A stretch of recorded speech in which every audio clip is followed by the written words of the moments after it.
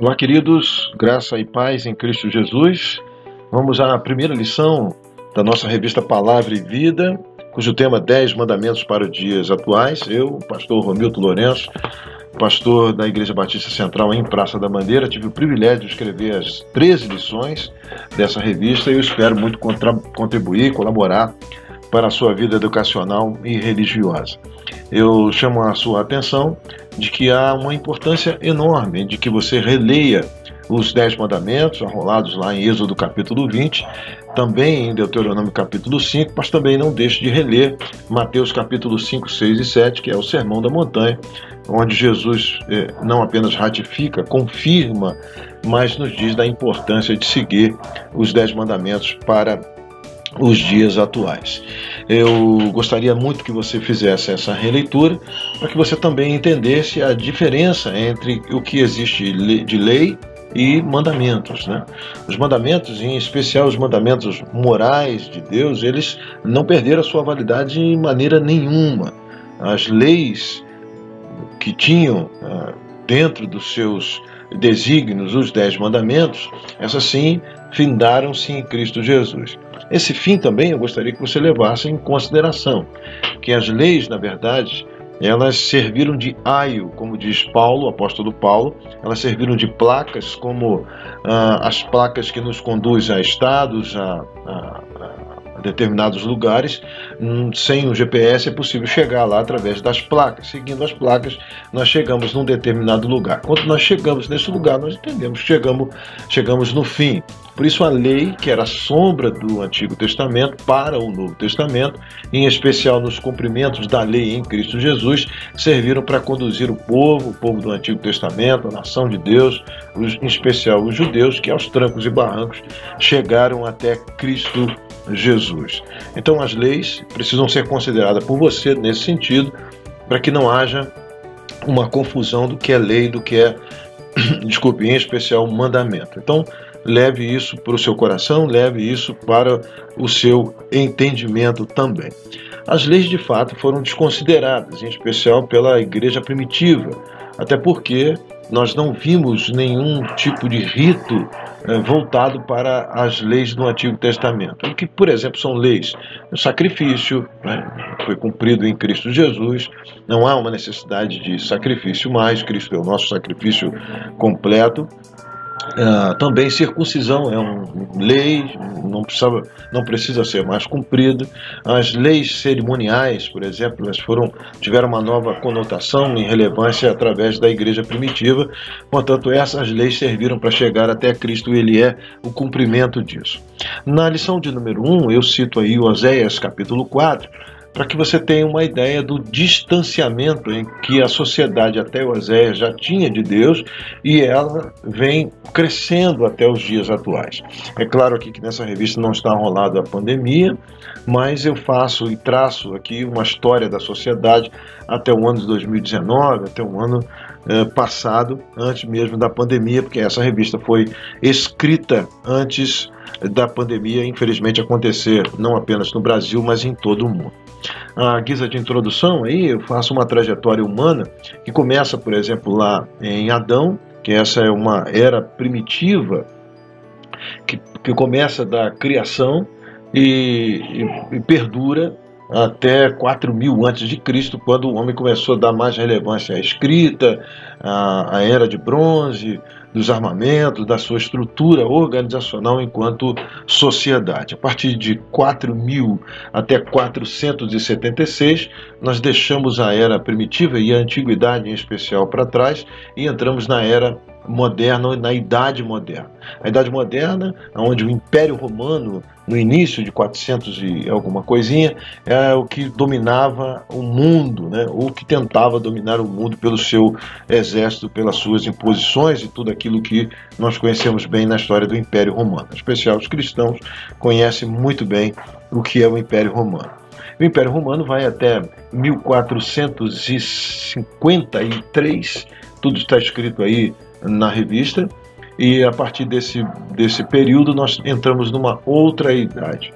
Essa idade já é uma idade moderna, mas 1453 fica registrado pela queda de Constantinopla. Hoje Constantinopla é a atual Turquia. Constantinopla foi fundado mesmo por Constantino, onde ele leva o Império Romano para ser regimentado, ser cuidado a partir de Constantinopla, visto que Roma estava num descuido, num declínio, numa corrupção total da sua moralidade. Então Constantino leva para lá até que os otomanos tomam aquele lugar por direito e implantam ali a queda de Constantinopla e a atual Turquia, que prevalece até hoje. Bom, até 1789 nós temos os inícios das revoluções, né? Portanto, nós saímos dessa idade média para entrar na idade moderna, onde as revoluções francesas, industrial, ela começa a tecer um novo rumo para a sociedade. A partir da Idade Moderna, nós entramos na era pós-moderna, muito marcada, em especial em 1989, pela queda do Muro de Berlim. Quando o Muro de Berlim cai na Alemanha, que dividia as duas Alemanhas, nós temos a era ou a introdução da era pós-moderna. A era pós-moderna, ela finda a pós-modernidade em 2001 com a queda das duas torres gêmeas. Os historiadores entendem que em 2001 para cá nós vivemos numa neomodernidade, ou o sociólogo Bauman chama de sociedade líquida, onde tudo é relativo, tudo é subjetivo e tudo precisa ser muito bem analisado. Então, a partir desse momento introdutório, onde eu cito Oséias, em que os próprios sacerdotes daquela ocasião eles traçam uma linha distante mais de Deus. E é nesse momento em que esse distanciamento vai comprometendo não apenas o nosso relacionamento, mas vai nos deixando doentes. Doentes nos nossos relacionamentos enquanto sociedade e doentes dos nossos relacionamentos distantes para cada vez mais com Deus. Exatamente por causa da nossa desobediência. Ainda que as pragas e as pestes, a fome e a seca assolem todo o mundo, o que nos mata de fato não é o câncer, não são as doenças, mas o que nos mata de fato é o desconhecimento, né, daquilo que é de Deus.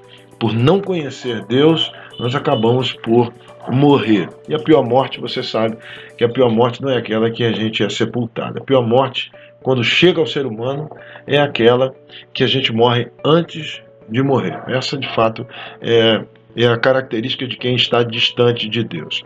No primeiro ponto aí, o desconhecimento dos princípios morais de Deus é um preceito onde Oséias diz que os próprios profetas se distanciam. E essa ideia que vai gerando aquela sociedade os deixa doente até as suas respectiva morte de distanciamento pelo aquilo que Deus tinha proporcionado através das suas leis. Não é que as leis nos aproximam de Deus, mas o cumprimento dela torna uma sociedade muito mais comprometida, respeitosa, ética, tanto no seu comportamento ético e moral, mas também tudo isso nos aproxima de Deus, é o que Oséias está caracterizando aí.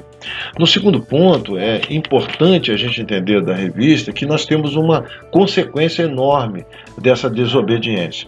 A partir do momento em que tudo é relativo e as leis de Deus também são questionadas e deixadas de lado, nós temos uma observância de que as duas grandes guerras mundiais, e nós vivemos na iminência da terceira, gerou filhos. E esses filhos que foram gerados têm o nome de Adolf Hitler.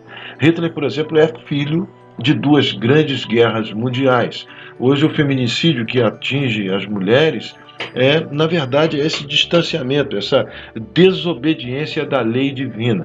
Como eu não tenho sobre mim um amor ágape para reger todos os outros amores que Deus deu a cada um de nós para compartilhar com o próximo, como eles não estão arregimentados, não estão fundamentados na lei de Deus, principalmente nos princípios morais de Deus nos 10 mandamentos, nós acabamos por ter a violência acima de todas as coisas. Então o ponto 2 aí fala dessa desobediência e desse distanciamento em que nós estamos colhendo frutos amargos de uma guerra que nós declaramos contra os mandamentos de Deus. Como tudo é relativo, como, por exemplo, matar, né? Está lá nos 10 mandamentos que é proibido matar, mas escolhemos matar no ventre. retirar a vida, isso não é uma prerrogativa nossa, nós não podemos fazer isso, está escrito.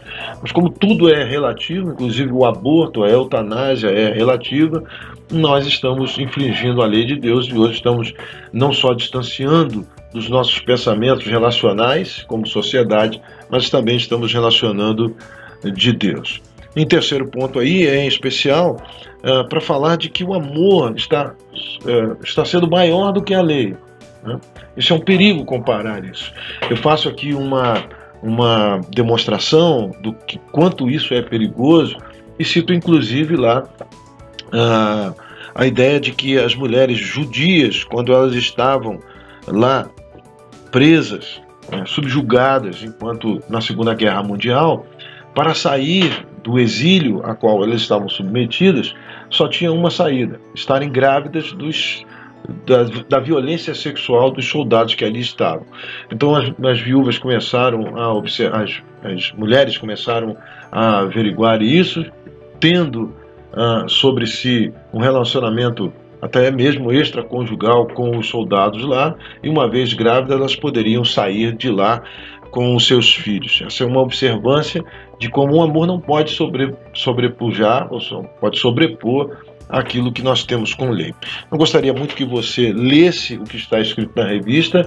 Eu acredito que Deus irá falar muito ao seu coração, principalmente na lição de número 1, a qual vai fazer você parar e pensar em especial sobre o decálogo. Afinal, o decálogo para a nossa sociedade nos dias de hoje, quando você pensa, ele parece a você como uma peça de museu, como Moisés, por exemplo, segurando duas pedras e ali escritas normas, condutas morais, leis morais de Deus, mas isso ainda vem ao teu coração, à tua mente, como algo arcaico, ou seja, ele já foi ultrapassado. As leis de hoje devem ser outras, nós devemos ter outros olhares para isso, ou você é fiel àquilo que ali está? Eu diria a você que se a sociedade hoje olhasse mais para os 10 mandamentos, nós não teríamos chegado ao fundo do poço enquanto chegamos enquanto sociedade. Que Deus abençoe a você, que Deus dê a vocês um coração voltado para a palavra de Deus, mente aberta, e que você faça um bom uso da lição de número 1. Grande abraço, povo de Deus. Fique com Deus. Deus abençoe. Fiquem na paz.